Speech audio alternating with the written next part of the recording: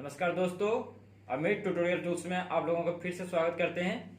और इस वीडियो में आप लोगों को हम बताएंगे कि एक्सपेक्टेड कटअप कितना रहने वाले हैं सभी एनएसटीआई के। ठीक है, और ये कटअप जो हम लोग बता रहे हैं वो प्रीवियस ईयर के एनालिसिस के आधार पर बता रहे हैं कि हम लोग जो पिछले साल जो हम लोग एडमिशन लिए हैं और हमारे जो और भी फ्रेंड्स हैं वो लोग को जो एडमिशन हुआ है तो कितने मार्क्स पे एडमिशन कौन से कॉलेज में मिले हैं, उसी के आधार पर आज आप लोगों के बीच हम जानकारी शेयर करने जा रहे हैं कि कितना कटअप कौन से कॉलेज के रह सकते हैं। ठीक है, और उम्मीद है कि काफी इससे मिलते जुलते ही कटअप रहेंगे इस बार भी। ठीक है, तो सबसे पहले हम लोग डिस्कस करते हैं एनएसटीआई कानपुर का। देखिए, एनएसटीआई कानपुर हम इसलिए सबसे पहले बात कर रहे हैं क्योंकि ज्यादातर जो ये एंट्रेंस एग्जाम देते हैं वो यूपी और बिहार के ही लड़के होते हैं, और यूपी बिहार वालों के लिए सबसे नजदीक पड़ते हैं कानपुर। ठीक है, और कानपुर बेस्ट कॉलेज माने जाते हैं, इसलिए कानपुर का कटअप सबसे ज्यादा रहता है। तो कानपुर में यदि आपको एडमिशन चाहिए, देखिए कटअप से पहले हम आपको बताना चाहेंगे कि कटअप कई बातों पे निर्भर करता है। सबसे पहला तो ये आपका ट्रेड कौन सा है, ठीक है, और फिर आपने जो है उस ट्रेड में उस कॉलेज में कितना सीट है, तो ये सारी चीज को ध्यान में रखते हुए जो है कटअप का निर्धारण होता है कि किस कॉलेज का कितना कटअप जा सकता है। तो जैसे कि इलेक्ट्रिशियन और फिटर, ये दोनों ट्रेड तो काफी कॉमन है, तो इन दोनों ट्रेड का ज्यादा कटअप जाता है। और इसमें भी आप कौन सी कैटेगरी से हैं, जनरल हैं, ओबीसी है, ईडब्ल्यूएस है, कौन सी कैटेगरी हैं, ठीक है, या फिर वुमेन कैटेगरी से आते हैं, क्योंकि वुमेन कैटेगरी वालों का कटअप कम जाता है। जहाँ जो है वुमेन का कटअप 50 के नीचे भी एडमिशन हो जाता है, वहीं जो है बॉयज का जो कटअप जाता है वो 70 के अबव जाता है। ठीक है, जैसे कि एनआईटी कानपुर है, कानपुर में आपको एडमिशन लेना है तो आपको लगभग 75 मार्क्स आने चाहिए। ठीक है, वही वुमेन्स को हमको लगता है कि लगभग 60 के आसपास भी है तो आपका एडमिशन वहां पे हो जाएगा।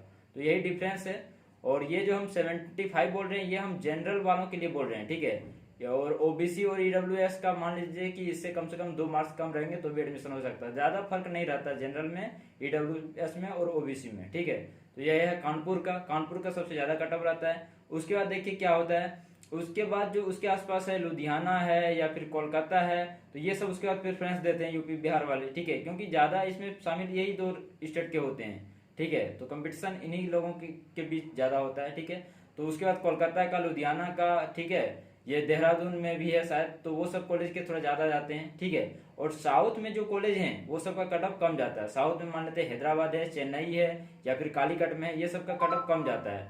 ठीक है, तो ये सारे जो है एनएसटीआई का इस तरह से कटअप जाते हैं। और आगे अमित भाई भी बता रहे हैं, ठीक है, वो भी कुछ एनालिसिस किए हैं। देखिए, पहले तो बात अगर ट्रेड जिस कॉलेज में सबसे ज्यादा है, जैसे फिटर का एनएसटीआई हावड़ा में 100 सीट है, लेकिन हैदराबाद में इलेक्ट्रिशियन का 100 सीट है, तो उसी हिसाब से कार्ड भी बनता है। मैंने पूछा था फिटर को, जो फिटर जो अभी कर रहा है सीआईटीएस, तो पिछली बार कितना गया था, वो लोग बताए अगर आप जनरल से हो, अगर आपका 65 है लड़का, तो फिर आपका हो जाएगा एनएसटीआई हावड़ा में, और लड़की में अगर आपका 55 है तो आपका सिलेक्शन हो जाएगा एनएसटीआई हावड़ा में जनरल का। अगर आप SC/ST हो तो फिर आपका 45 में हो जाएगा लड़की का, और 55 में हो जाएगा एनएसटीआई हावड़ा में।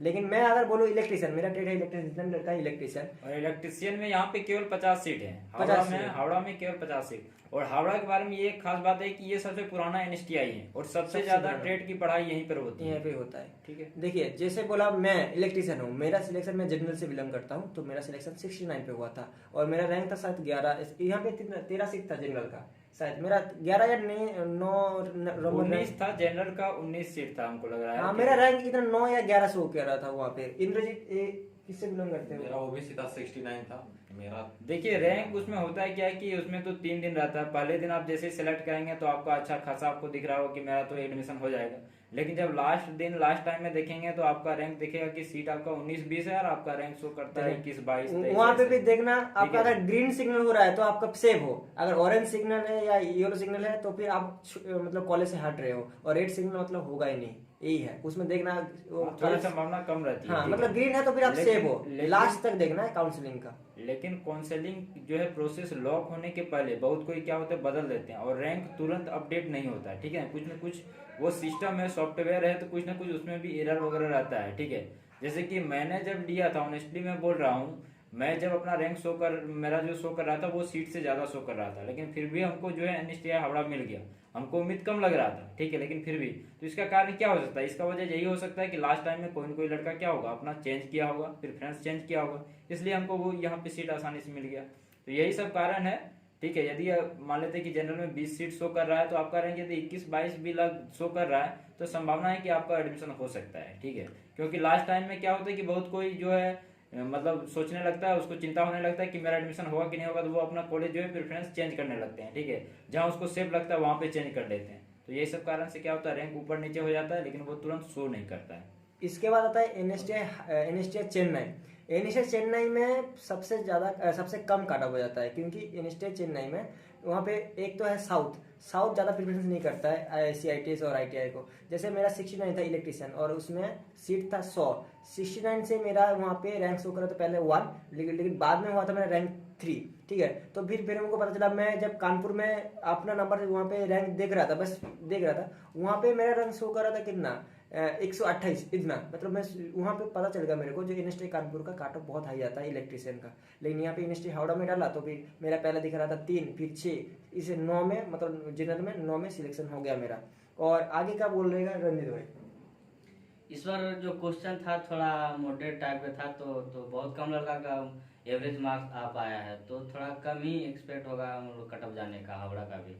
हाँ, और इस बार क्या हुआ कि अपेयरिंग वालों को इस बार शामिल नहीं किया गया, ठीक है। पिछले बार क्या हुआ था कि जो अपेयरिंग में थे ITI में, वो लोग भी जो है CITS का एंट्रेंस एग्जाम दिए थे और उन लोगों का भी एडमिशन हुआ था। लेकिन इस बार केवल वही लोग एडमिशन ले पाएंगे जो कि ITI पास आउट है, ठीक है। तो ये सब फैक्टर भी डिपेंड करेगा कट ऑफ में।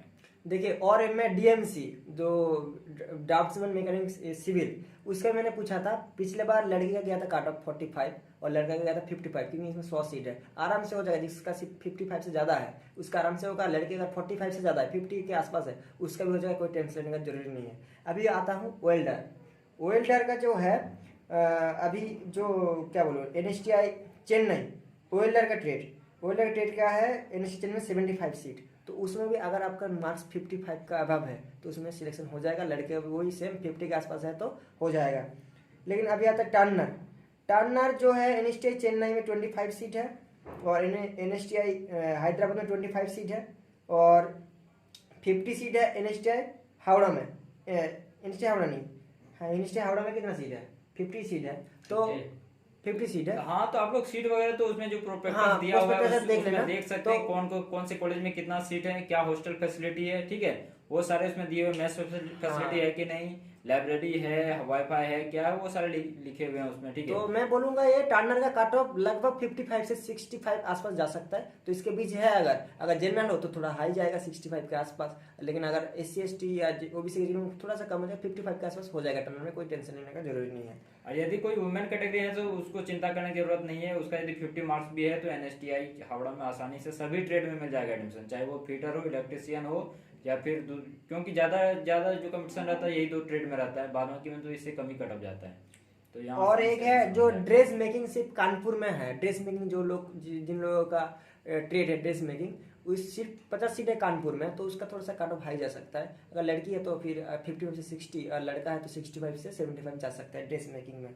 और अगर बोले इलेक्ट्रॉनिक्स मैकेनिक तो इसमें है इलेक्ट्रॉनिक मैकेनिक 25 सीट होता है हर कॉलेज में, किसी कॉलेज में 50 होता है। तो इलेक्ट्रॉनिक मैकेनिक में वही बोलेंगे 65 to 75 जा सकता है इसका cut off, expected cut off है। और एक बात आप लोगों को हम बताना चाहेंगे कि जब भी आप लोग कॉलेज चॉइस करें तो आप लोग कुछ चीज को ध्यान जरूर रखिएगा, क्योंकि देखिए जैसे हम लोग वेस्ट बंगाल में हैं तो यहाँ मतलब बोलचाल की भाषा बांग्ला है, ठीक है।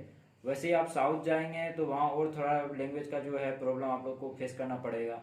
वैसे ही आप यदि महाराष्ट्र तरफ जाते हैं तो वहाँ भी थोड़ा सा प्रॉब्लम। वैसे कॉलेज कैंपस में तो हिंदी चलेगा, ठीक है, लेकिन बाहर आप जब भी मार्केट वगैरह जाएंगे या फिर कॉलेज कैंपस में भी थोड़ा बहुत आपको क्या है उस भाषा से आपको थोड़ा मतलब प्रॉब्लम महसूस हो सकती है, ठीक है।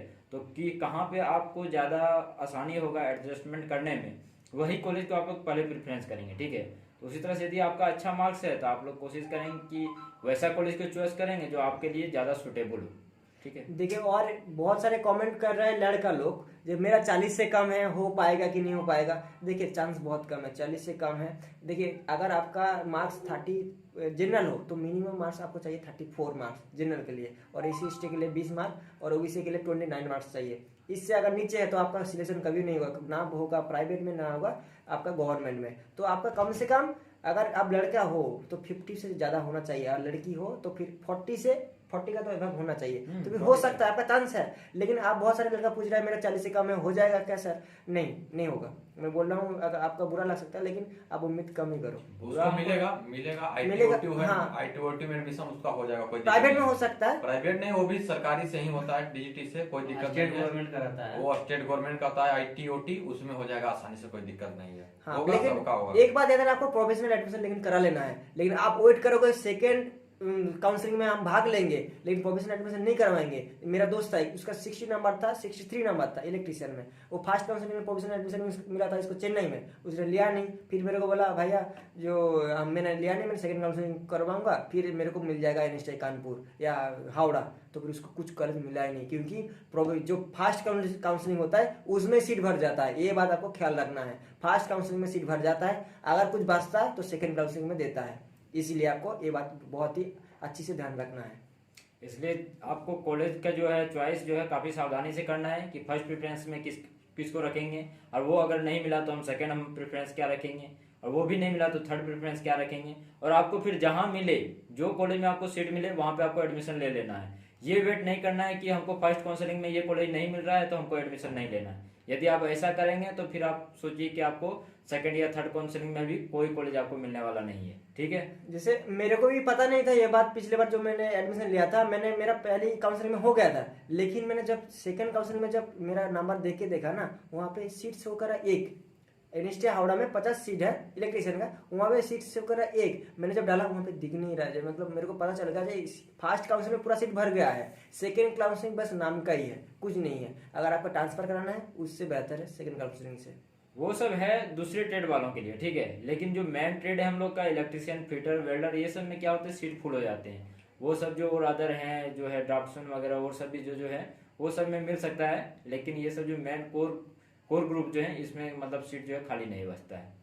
तो आप लोगों से बस यही कहना है कि आप लोग जो है काउंसलिंग प्रक्रिया में भाग लीजिए और कोशिश कीजिए कि फर्स्ट काउंसलिंग में भी आपको अच्छा कॉलेज आप चूज करें और आपको कॉलेज मिल जाए और उसमें आप प्रोविजनल एडमिशन ले लें।